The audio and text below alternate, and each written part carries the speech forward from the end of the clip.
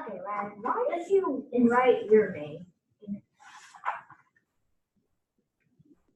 Like,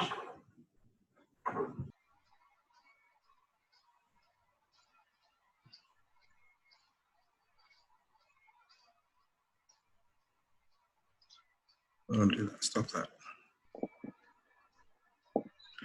All right. Good evening, everyone. 7 o'clock. How is everyone today? Doing good. Good. Got the recording in. I'm going to go ahead and get started. Honestly, don't know that we'll have a full hour this evening. Want to go over we'll touch base on what's due for the coming week now that we're in the swing of things. Address some concerns around some of you that were weather affected, and then just show you a couple of resources that you can keep that I think will do you well, not only with the APSL but with the APTEL and the even future assignments as well. So just in general, as I was reading this initial submission in task 1, you guys are a pretty strong writing group. That's always my biggest fear. I didn't see a lot of errors in like the simple things, subject verb agreement and tensing, going back and forth. So you guys overall are a really, really good, strong group of writers. So that's very encouraging to me. Graduate writing is a lot different from undergraduate writing if this is your first master's program. If it's not, then each university has its own quirks. I learned that when I was going through my doctorate at UNC Charlotte. There's the APA way, and then I was told there's also the UNC Charlotte way. So it's not that it's majorly different. But there were some little tweaks and twerks that I had to deal with when I was putting the finishing touches on my dissertation. So just be aware that if you choose to pursue a doctorate at another university or whatever have you. So that made me feel pretty good. I've had a couple of emails on what to do if a member of my group or my Zoom team hasn't submitted their first task. Again, there's not a lot, and we're even down to 12 as a group, so I think that's even better and more manageable. You can go ahead because so let me go back in. So here we go again with the whole saving thing. Give me a second. Let me pull. I'm gonna go here, and I want to go peer review materials. There we go.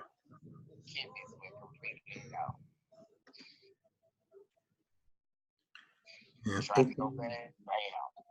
Go back here,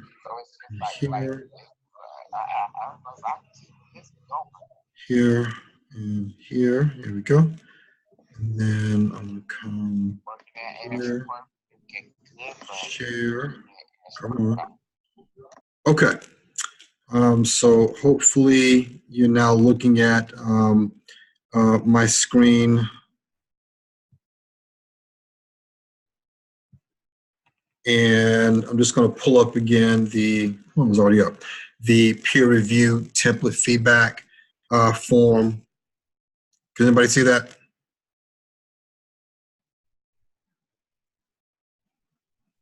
No? I can't see the form yet, but I can see your website. I can see your screen. Okay, hang on a second. I'm still trying to learn how to share the screen each time I hang on a second. Come on, what are we doing? That's somebody else's screen.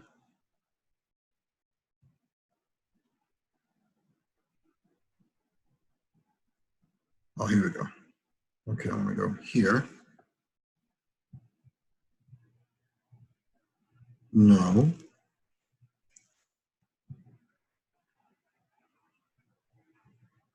I don't want to mute my audio.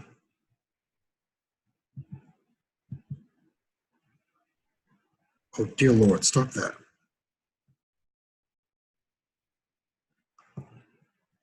I promise you, before this is all said and done, I am going to be a master of this thing. But until, here we go. But until then, I am a noob. And being the noob is never fun. Okay, why is it not giving me? Okay.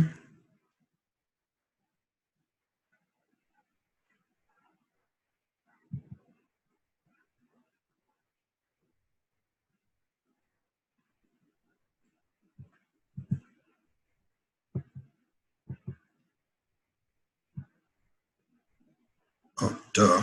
Okay. Ah, okay. Here we go. All right, can everybody see that? Yes. Okay, there we go. So remember, Yes. remember when you complete your peer review feedback. Now, I had set it up so that you would complete your peer review feedback within your Zoom team, but for right now, that's not going to be the case. I think we'll get caught up faster than most people think. But this is the form that you use, and you'll submit it just like you did this first task, so that not only myself, it'll pop up for me to go in and look at, but you can go in and you can just kind of pick two. And I think once everybody's caught up from being without power and possible storm damage, and everybody's having been done with the professor and CC1 and the principal, then we'll be able to localize that, and you'll be able to do the two people in your Zoom team. This is the form that you use. Again, complete it. The idea is to make sure that you're giving the author just some task specific feedback, so that it's a meaningful document. So you want to get in the habit of being able to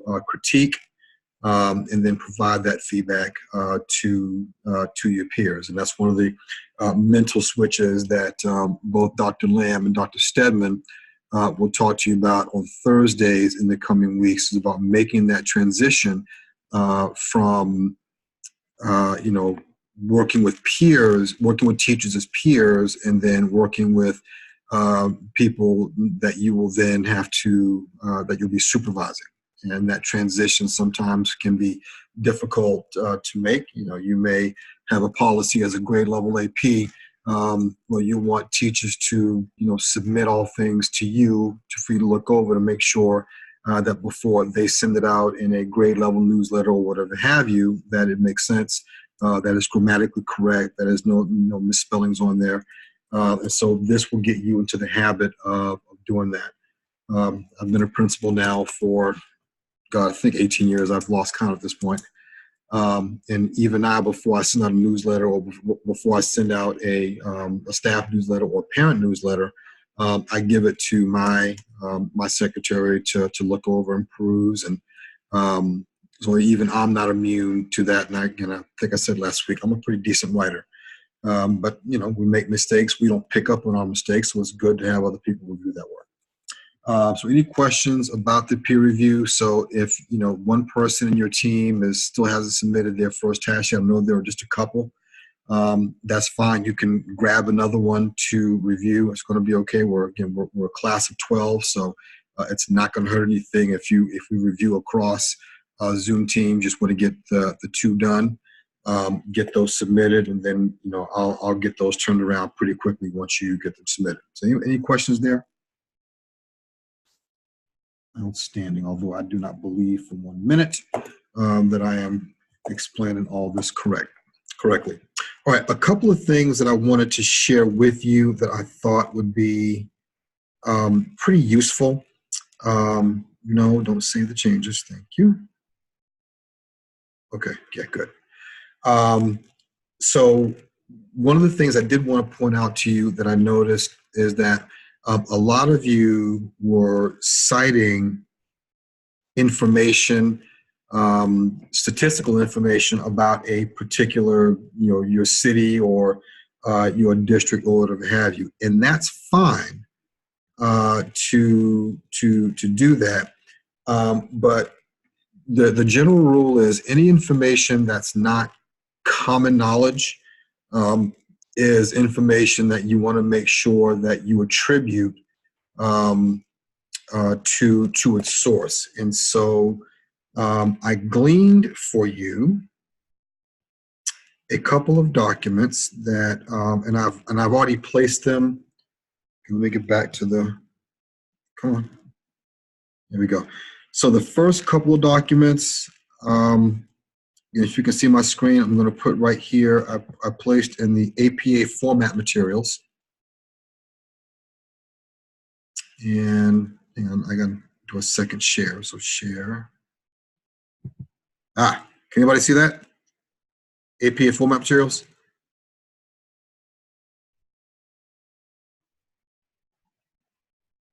Yes. Yes, wicked. Okay. So again, there's the Purdue Owl Writing Center is a very good guide if you want information on how to cite. The reason that I mentioned a lot of you in the citations around the a lot of the local statistics and things like population, demographics, that's not normally, I mean, if you're a 90-year resident of the town that's been there since it was conceived, that would be one thing. But if you're going to cite, if you're going to have that information in your paper, you want to cite it as well. It's not uncommon to go to, cabarruscounty.org or charmet.gov or the DPI website, or a lot of government websites to retrieve that information, and that's fine. So I placed in the APA format and materials shell a couple of documents, and this first one that says APA guide with website information just gives you some pointers on how to, yes, open. Can everyone see that? It should say using in-text citations first. No. Okay, so I got to reshare. Give me a second. How about now? Yes, now. Yes, okay. So this first guide that I have shared with you, again, just gives you some basic rules on how to cite in text. And it gives you an example of a paragraph and how it will be cited in text, and then how what the references would look like. Remember, when you do your reference page, that always comes at the end. The word references is centered on the top of the page. You do not put a colon or anything after it, you just put references. And then this gives you the APA guide for what that looks like. And I promise you, once you've done enough of these, it'll become second nature on what to do for. So in this case, this is a journal. This is a dissertation. And yes, you can cite from dissertations if you find that information. A lot of you, if I'm not mistaken, were citing information that looked like came from government websites, and there's nothing wrong with that. Those would be considered reputable sources. Just make sure there's no Sharpie writing around it. I'm sorry, I'm a bad person for doing that one. Anyway, and so this one talks about citing web pages in text. So again, same thing. If you are citing information like statistics or different changes, this gives you how to cite it in text with the author. And then in the reference section, again, same thing, author, the year of the publication. And I think most of you knew that if there's no date, it's acceptable to put n.d. For no date, but this gives you some specific information on what the reference would look like if you are retrieving information from a website. So, HTTP, charmet.gov, cabarrus.com. If you're pulling information like statistics from a website. So again, it gives you in-text citation, web page with no author, and then the in-text citation for that. All right, and then scroll down. This has got some also general guidelines for APA. So all I did was take what you'll get from Purdue Wise Owl, what you'll get from APA 6, and just kind of condensed it into 5 pages for you to be able to pull up, give you direct examples, with authors, multiple authors. This is a big one. Everybody see here. If you ever come across a direct quotation of 40 words, that's handled a little bit differently, 40 or more words. And then this is what that looks like and how you would cite that. So this is called a indented block text. And again, you use that for any direct quotations of 40 or more words. That it won't. I mean, it's not common, but it's also not rare either. So this is how you would handle that. So you don't have just 6 lines of text with one quote. There's a different way to handle that, and that's there as well as works by multiple authors. So again, just something that I cobbled together for you. Hope you find it useful as you start getting comfortable with how to handle APA. Any questions there? Good. So go ahead. No? Okay. And then another APA document that I pulled, and both of these are in the APA format and materials section. Let me find this other one. Come here. Come back. Come on. Here we go. Another one I found that I cobbled together for you was the APA government publication rules. And oh, look. See, I didn't have my secretary here to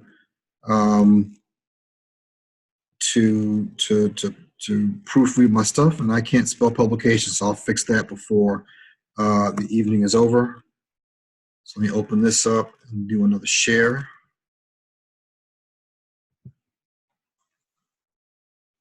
All right, so hopefully you're all seeing that now. Again, it says government publications.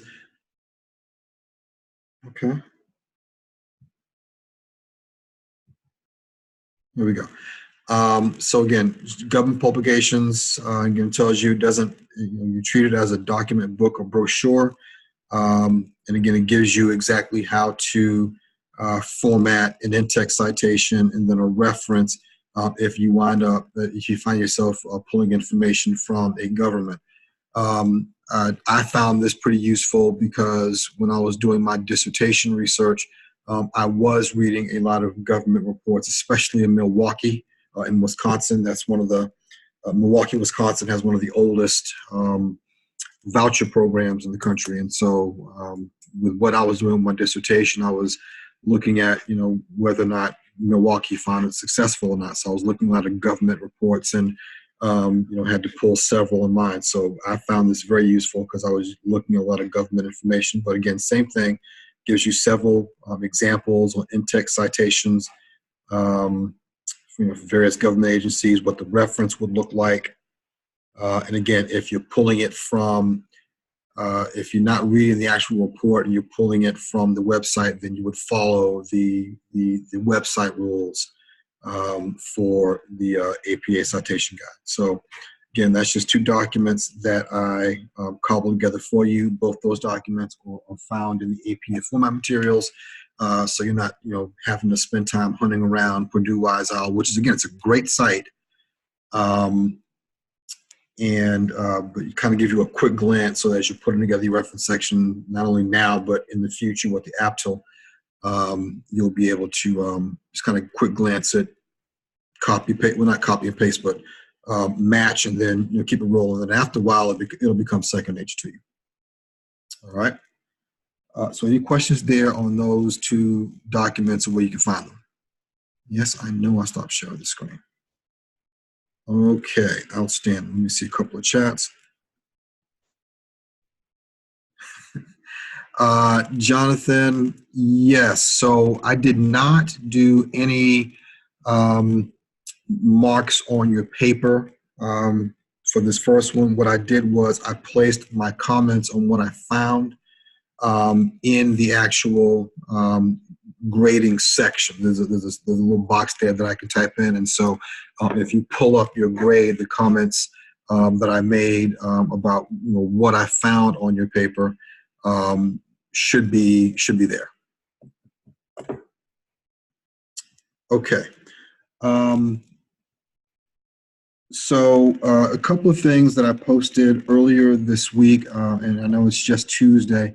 I want to really exhort all of you, if you can, to carve out some time at some point and really take a look or listen to that NPR website.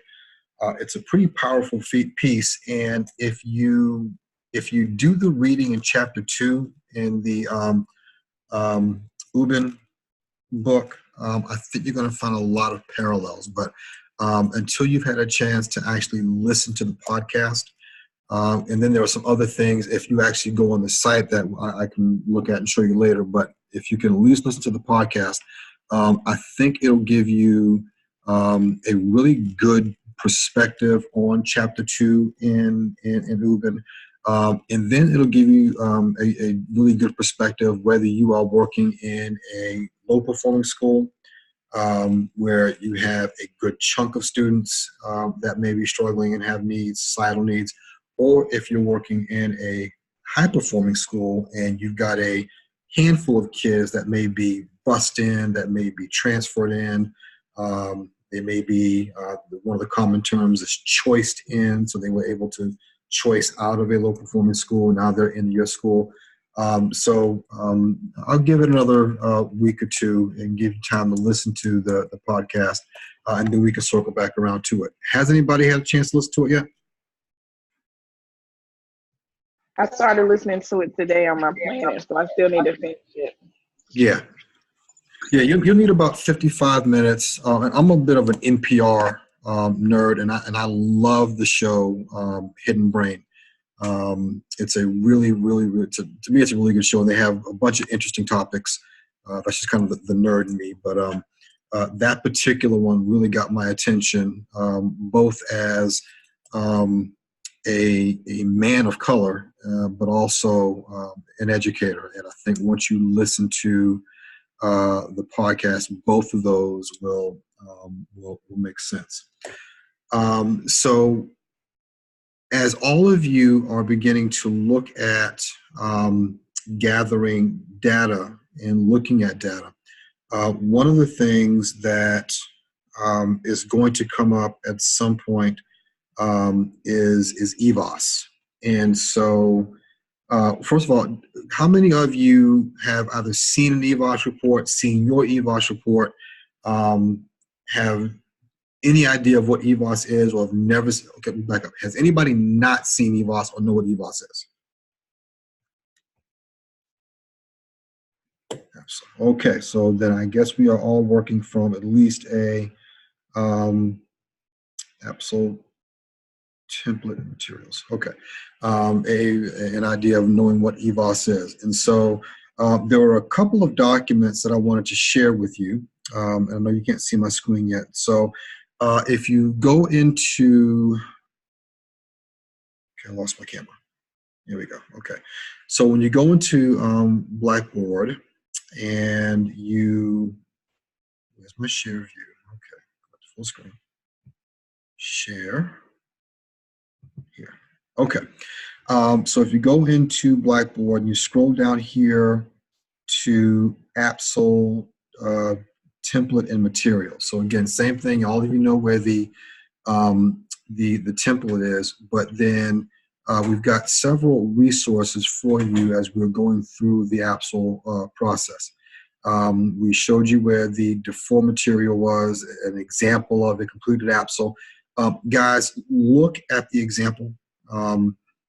Trust me, having put together a dissertation, I spent at least 3 weeks looking at just different examples of different dissertations, so I knew how to format mine.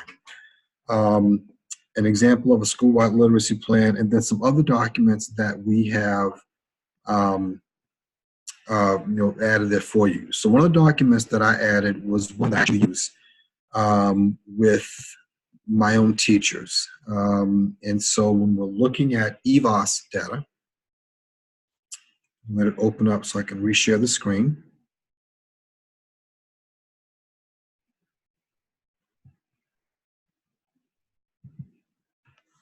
All right, can everyone see that? EVOS data reflection. Oh, come on, stop that. Share. Here we go. All right, so this is one of the things that I use with my folks. So to me, this is a live document, and I give teachers step-by-step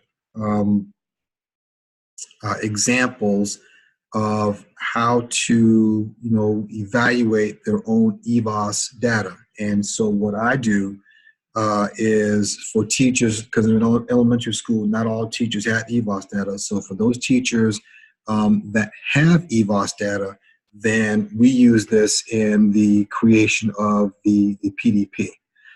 So again, it tells you, where to go, looking at the value added report, the diagnostic report, and this gives you really specific information about what everything in the EVOS report does. And then just some questions that I want teachers to answer, and based on how they answer these questions is how we will craft their PDP for their growth. So, for example, and I'll pull up an actual or a dummy one from a PowerPoint here in a second.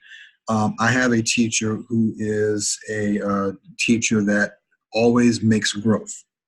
But when you look at the this one here, the diagnostic report, when you look at her classroom data, and I'll show it in a second, students that are considered low or low-medium students do extremely well in that teacher's classroom.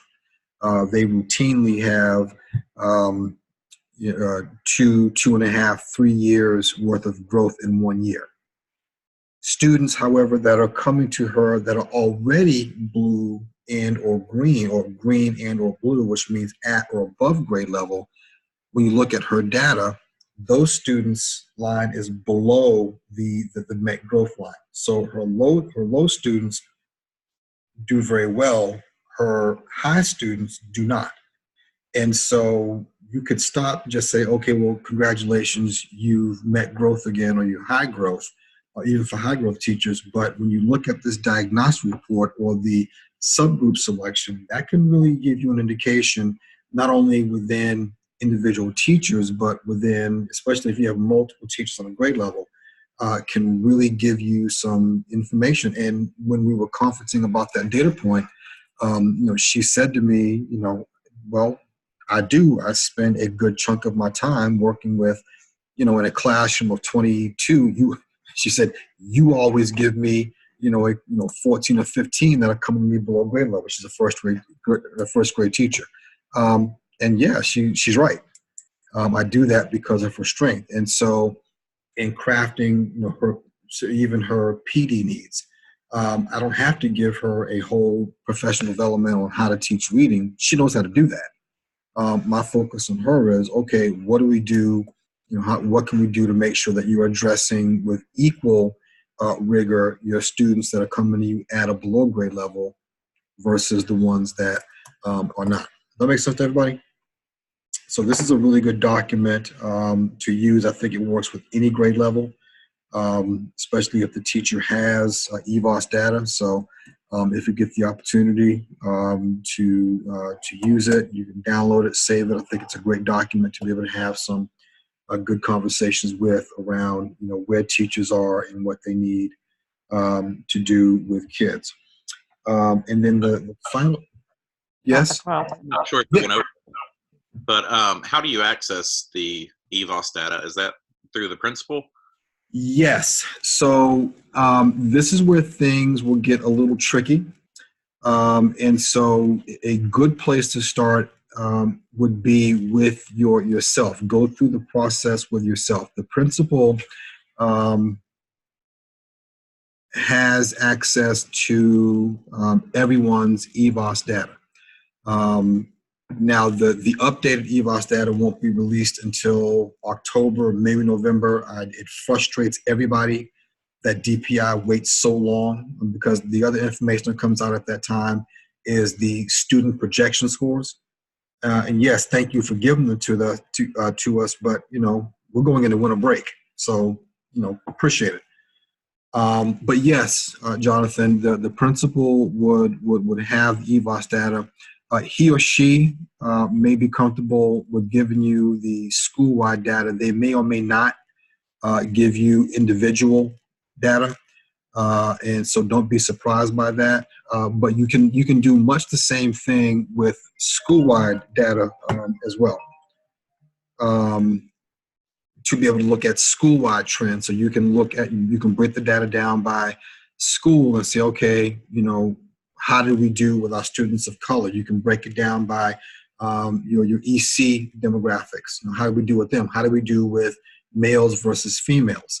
And then so you can get that macro data by school, and then that might be a good discussion point with your principal. So you may not be comfortable sharing with me individual EVOS data, but do you see trends with teachers amongst teachers that may do better with high performing kids versus low performing kids? So it is a good conversation to have with the principal. Anybody else have questions there with that?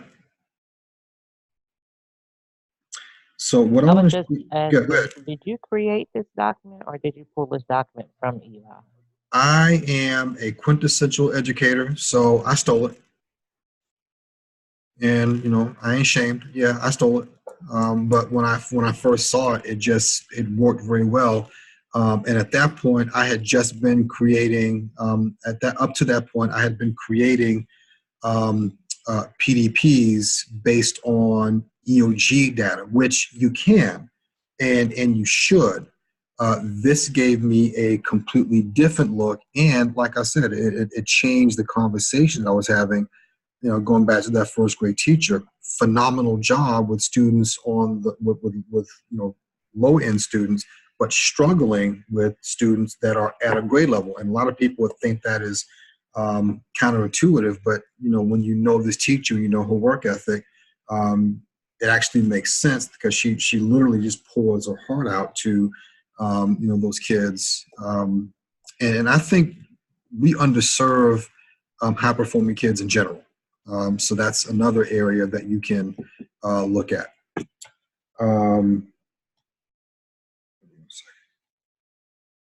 All right, so, and I wanted to show you, let's see, Aptil.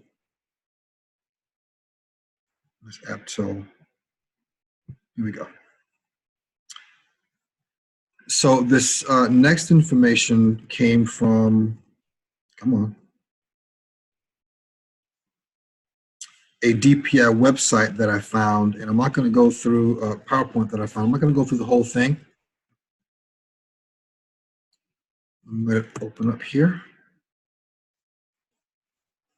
But for those of you that have never had the opportunity to look at a DPI or an EVOS screen, this is okay, can anybody see that? Tom Tumberlin? Yes. Okay. Yeah. All right. So, so great presentation. So remember, when you're looking at student data, for those of you that don't know, 80% of a school's report card grade comes from the EOG. So basically, you take your final composite score, whatever it is. So let's say we're at school X and my composite score is 70. So you take 70 and you multiply that by 0.80, and I think you get 0.56, if I'm not mistaken. The second part of a school's report card grade, and that's 20%, will then come from the growth score. Now, the general rule is if you make growth, so if you are between -2 and +2, and I'll show you that as well. You get 0.20, so you don't get points taken away. So then you would 0.20 times 0.20, you get I think you just add the 0.20, and then you would add the 0.56 plus the 0.20, and then your overall school's grade would be no, wait a minute, you don't get extra points. So it would just be 0.56, which would be a C, given the current grade configuration. If you exceed growth, then you get to multiply whatever your growth score is by 0.20. You add that to your composite score, and then that's how you come up with your overall school's report card grade. So, but we're still looking at two different measures. Does anybody know why they came up with the EVOS growth score?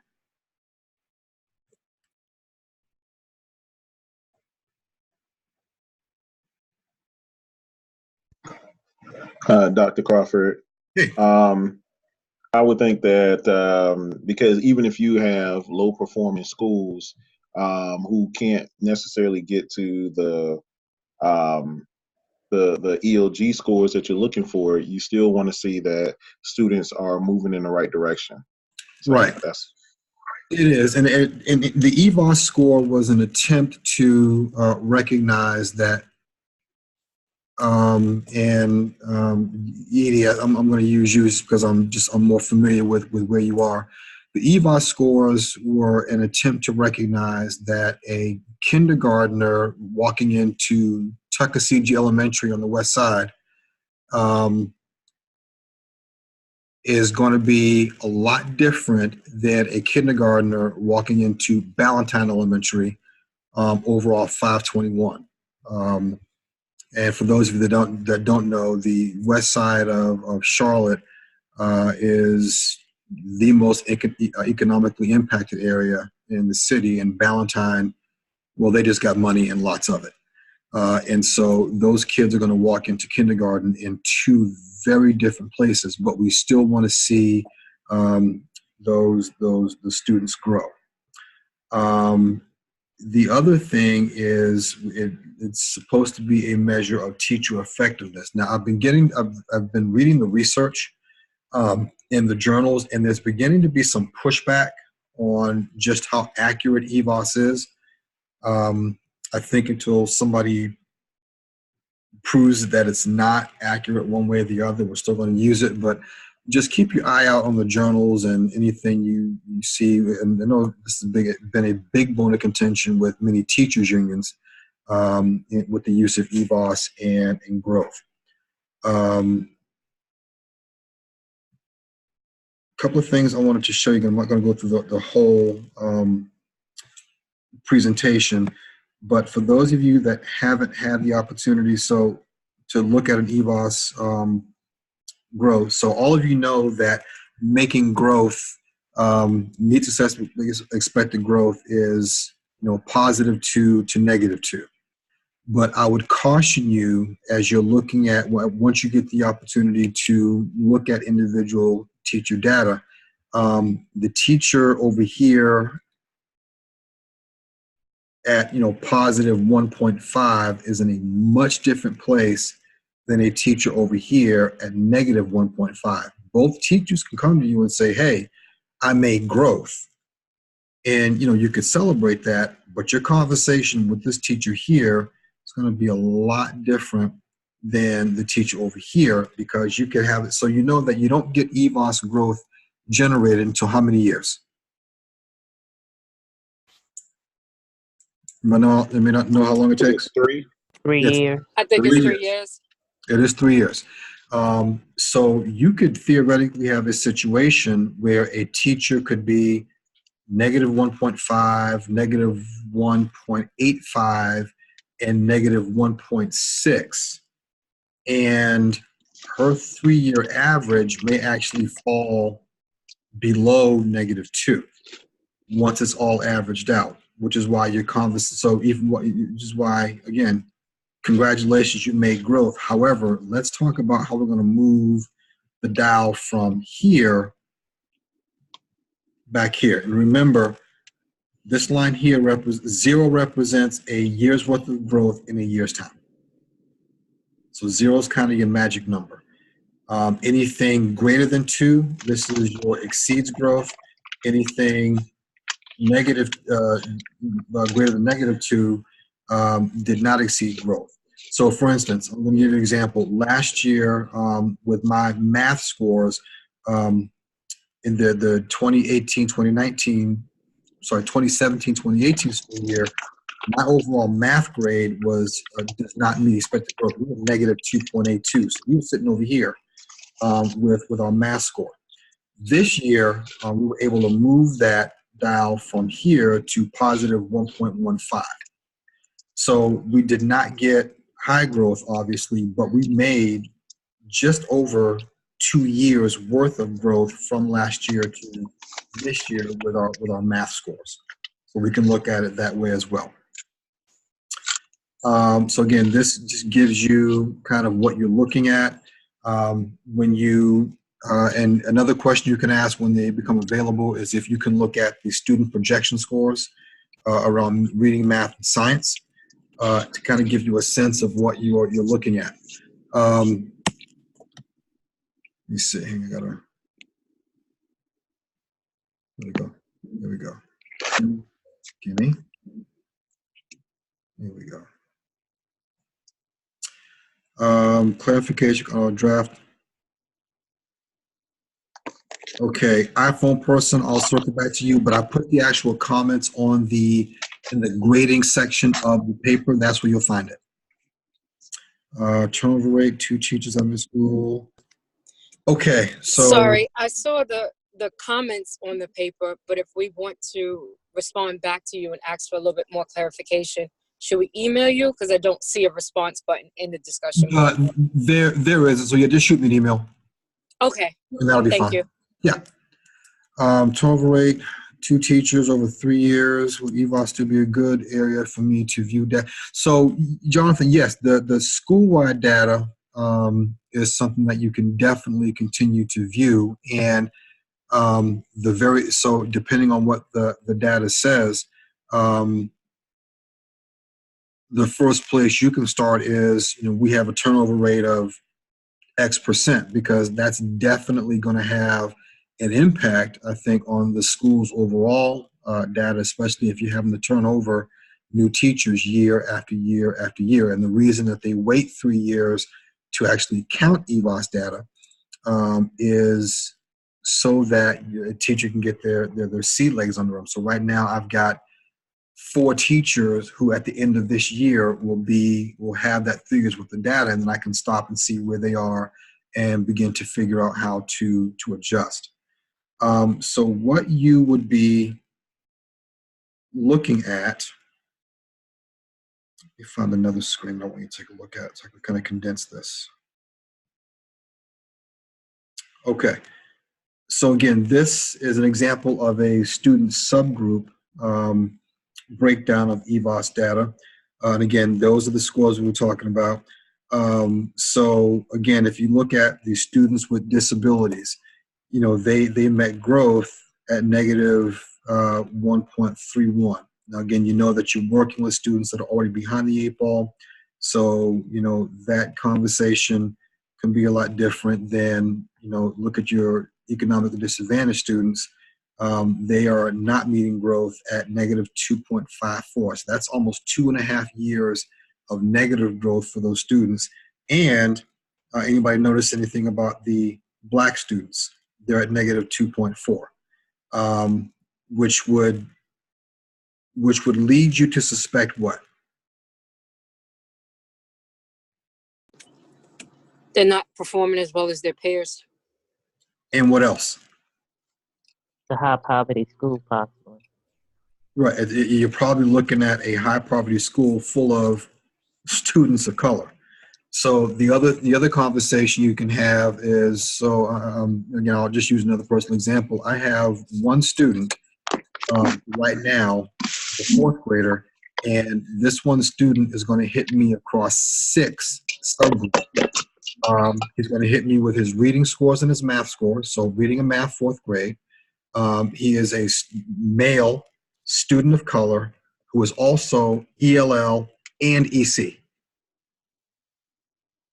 And so as you're looking at your data, you can then look at how many students fall across multiple categories to get teachers in the mindset that every single student counts. And Dr. get- Corford, can I ask a question? Sure. I know the EVOS data is not out yet, but my principal Correct. also has information already on what subgroups did not perform well. Yes. Where is that being pulled from? So he can generate the school level report and then go in just like individual teachers can and break that information down by subgroup. Okay, so just like what we can see in data Yes. portal is available already for the school, even without EVOS. That's correct. Okay, thank you. That's And Dr. Crawford, let me ask you Yes. something because I just received some of that placed in my hand today. Mhm. And if you recall, you and I had a discussion. But at the top, it says for internal use, not for public display. So how do I use this information? At the top, it said what? It says for internal use, not for public display. It means Right. we can't post it on the website. Yeah, that's correct. So how do you reference to any of this along the way in papers if it's only for internal use knowledge? Well, you can cite it. For instance, there's nothing wrong with saying so. And that probably was a remnant of when the information was still embargoed. So as of right now, EVOS data for schools is public record, and it'll be posted on the DPI website soon enough if it's not already there. School report card grades are matter of public record. They're posted. I think what they may be referencing is you don't want to make mass copies and hand them out to parents, as it were. I cited it from DPI's website. The same Yeah. information is already public. Yes, so it's citable. It's public information. It's out there in the domain. Once the embargo is lifted, nobody can say, "Well, we don't want anybody to see this." Well, that's tough because it's out there, whether you want it or not. So that's how you can handle that. What you're actually looking at. So that's your subgroup breakdown, and again, even look at your academically or intellectually gifted score. It's green and it's met, but it's also a negative 0.95, and you would theoretically expect those students they should be performing a lot higher. So you can look at the student subgroup data, get a lot of information to know how to address your school. The reason I wanted to show you this slide was because of this particular slide right here. It says, does evaluation matter? All of you, I'm sure, know the 4 ratings on the teacher evaluation instrument. Developing, proficient, accomplished, and distinguished. Would anybody care to guess statewide the percentage of teachers that are rated as accomplished?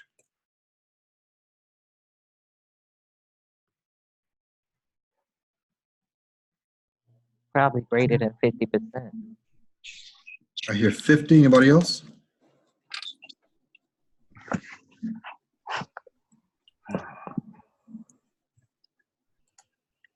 No other guesses? Greater than What percentage of teachers in the state are rated at accomplished?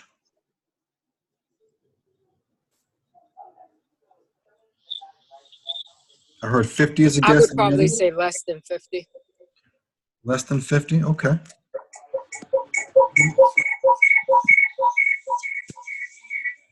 Well, ladies, those were 2 good guesses, but that would be incorrect. Would you be shocked if I told you 98%? Wow. Yes, say that backwards. Now, that is a function not of EVOS, but of 35. Edie, I'll come back in a second. But yes, about 98%. Now, here's the other scary thing. you find that same pattern across all 50 states. Wow. Okay. The reason that I bring that up is because the bottom line is who the teacher, and if you look at John Hattie's listing of teacher effect sizes or effect sizes for student improvement, teacher efficacy is number one. The bottom line, however, is there is statistical data out there that shows what happens to kids that are placed in high-performing teachers' classes and students that are placed in low-performing teachers' classes. And so if you look at, move this, there you go. So again, when you look at this particular slide, it tells you, low, high, younger student, and older student, and then look what happens to those students.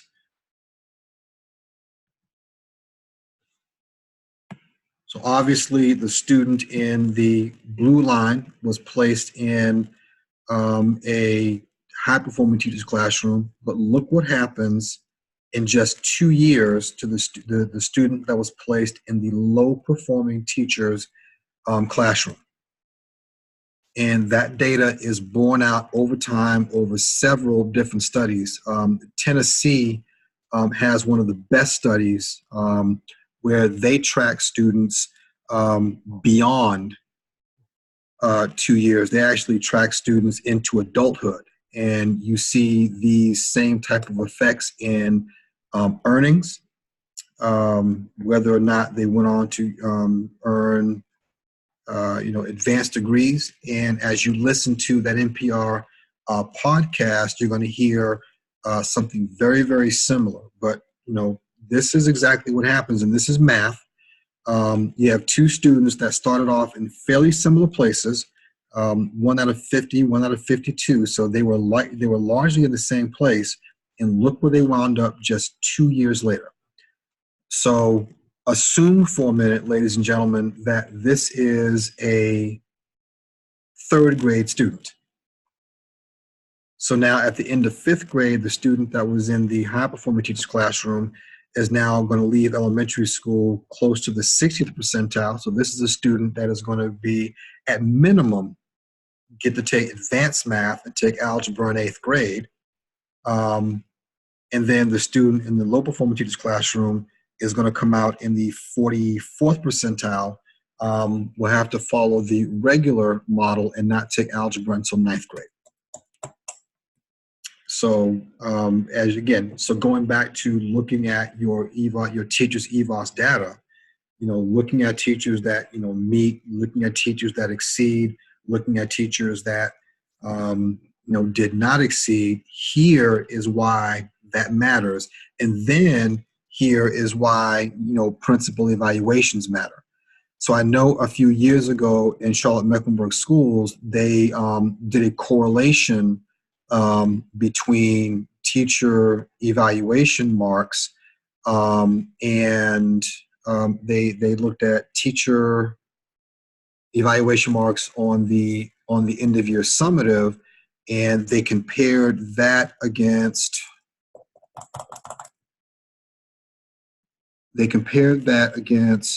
EVOS growth.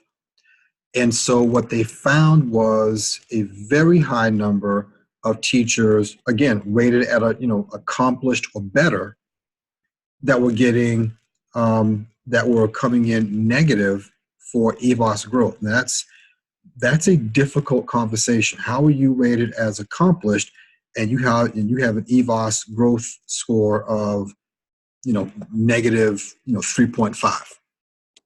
That means your students backwards 3 years. Go ahead. Can I speak to that from the other side? Go ahead. In the building I'm in, several teachers are in the blue. I'm talking +6, +8, +10, Mm-hmm. not rated distinguished. Correct. And so who said that? Shawana. Okay, Shawana. We had that conversation as well. So we were really looking at trying to, so that is also a fair indication to have. How do you have 4 teachers that are, +6, +7, +8, but they're only rated at proficient? I felt pretty good. I did not have to have either conversation, either grading too high or grading too low. But I also know that whenever I do my teacher evaluation training every year, I have a specific slide that I put in that says proficient does not equal punishment. Okay. And so I am just very open and honest about what accomplished means, what distinguished means. I will never say I will never give a teacher a distinguished mark, but a teacher that earns a mark of distinguished is a teacher that is not only performing well, but this is a teacher that's presenting. They're getting visits from other teachers maybe in the district. I mean, it's a long, tough list, and it should be. Understood. I always thought, I understood it as the two tools were totally separate, but are you saying they should have some relationship together? They should, and I think that's why when we did this, when I was in CMS, that's specifically why they did it. First of all, to address the just abnormally high number of teachers rated at accomplished, to address that. And then secondly, okay, if this teacher is accomplished, let's take a look at what their data says. And if you have a teacher that is consistent, especially if now everybody has a bad year. So I'm not talking about that 1 year that's an anomaly. But if you're looking at 2, 3, 4, 5 years of consistent negative growth, and yet every year they're rated at accomplished or better, how do you have that conversation? And same thing on the other end, what is the issue with this teacher getting +6, +8, +10, +12, whatever it is, and they're just proficient? What's the disconnect on that end of the grading scale as well? Okay, thank you.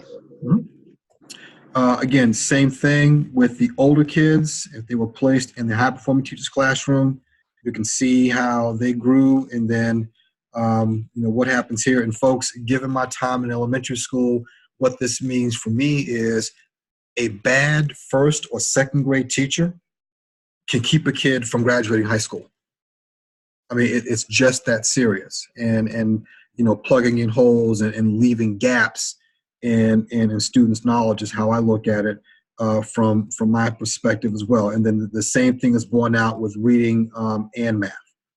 So again, I left this presentation in for you to look at. It's great information to look at if you want to understand EVOS. If any of you plan to tackle EVOS as a project, again, I have a second form in there. It's a variation of the first form that you looked at as a way for teachers to look at their data, to analyze their data, and then to begin to make some hard choices about what they may need, where you are, and then take it down. Not just, well, here's my big score, I'm accomplished, yay me, but okay, well, wait a minute, my data says I'm doing well with this subgroup, I'm struggling with this one, so what do I need? You can have that conversation individually.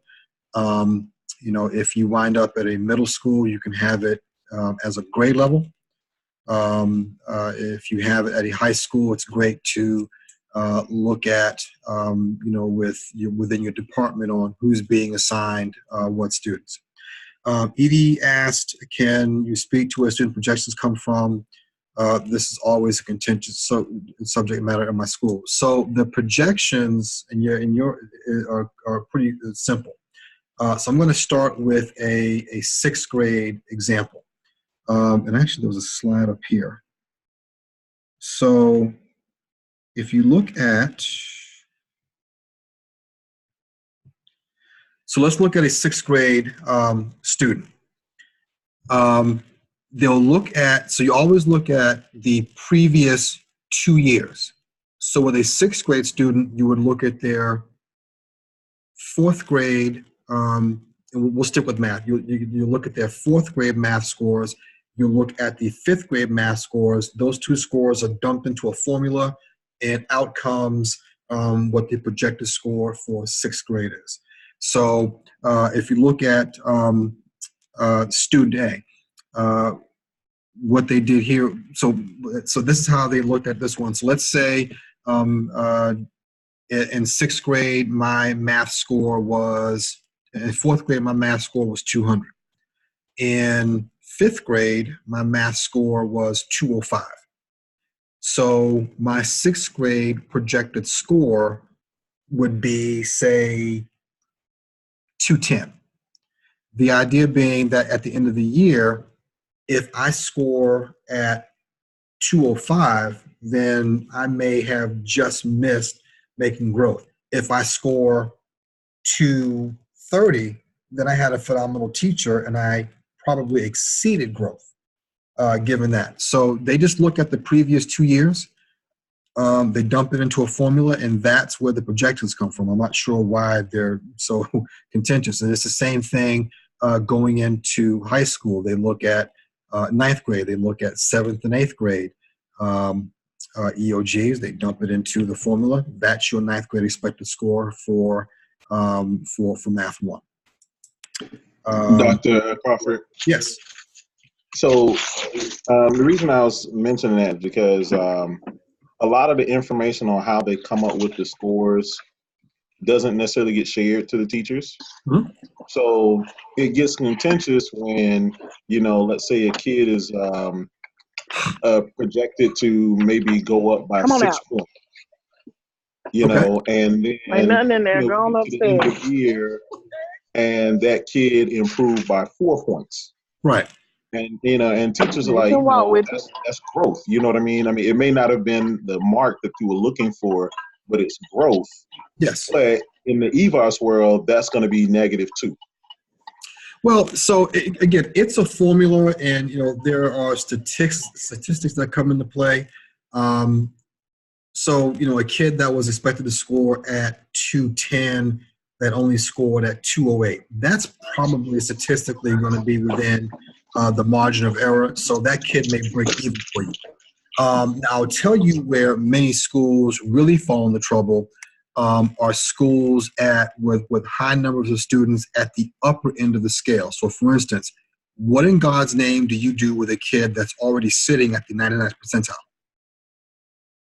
A kid that's expected to score near the max. So there you could have a situation where they're expected to score, say, at level 5 at 290, all right? So let's say the kid scores 270. Well, now you've got good news, bad news. The good news is 270 is probably still going to be a level 5, and so that kid is a green check for you on proficiency, right? But if his or her expected score was 270, that's minus 20. That kid just killed you in growth. And if you look at the screen the slide I've got pulled up now, those negative growth scores can, a score of negative 20, that could wipe out 5 kids that were positive 5. So you break even. So you don't get the advantage of the 5 kids that did well, because this one kid, yeah, they passed the EOG, they're level 5, congratulations. But man, they just killed you in growth. So if you look at the screen here, I mean, again, they do a mean, they do a standard deviation, the standard error, and then they come up with an index. So small numbers like that aren't important. What you want to look at is the larger trend. Okay. But again, it's a straight formula. DPI has it, and at one point I saw it. It's like 4 lines long, but basically they take 2 numbers, dump them into a formula, and spit out what you're supposed to be looking at, and that's what you're shooting for. And so typically when I'm looking at the information with my teachers, I try to shoot for, and again, you want to look at this by kid as well, because a kid who's a level 1 student who's projected to score, and so what they look at now, guys, isn't even the scale score. They look at the the percentile. So don't bother with the scale score. What you're looking for is a percentile. So if Ashanti Brooks is projected to score in the 5th percentile in math, so that's level 1. We can make some assumptions about Ashanti and her math skills, but that's a level 1 student. If at the end of the year her teacher, Edie Murray, got her from the 5th percentile to the 20th percentile. So the bad news is she's still a level 1 student at the 20th percentile. The good news is you got that kid 3 years worth of growth, moving them 15 percentiles in the positive direction. And so you can look at a couple of different conversations to have within looking at the data. Does that make sense? God, I hope Yeah. so. Okay. All right. So I'm looking at 805 again. This presentation is it's in the APSL template and materials. So you can look at it at your leisure. Please take some time to listen to that podcast. I think you'll enjoy it. We can circle back around to what it means, especially in relation to Chapter 2. Remember, due this week are your peer reviews, just 2, and then your revisions for the first APSL task, and then start looking at task 2 in the APSL as well. As always, if you run into any issues, shoot me an email or shoot me a text. Remember, emails, it may be later in the day or early evening before I can get to them because I stay pretty busy at school. If it's really pressing, shoot me a text. I'll try to answer right away and get you squared away. Again, I think I'll be able to come on again with you Thursday, but if not, just reach out to me if you have any questions. And I hope you guys have a great rest of the week. Thank you. Have a good night. All right, you too. Thank you. All right. Stop share. Good night. Good night. And I'm going to go to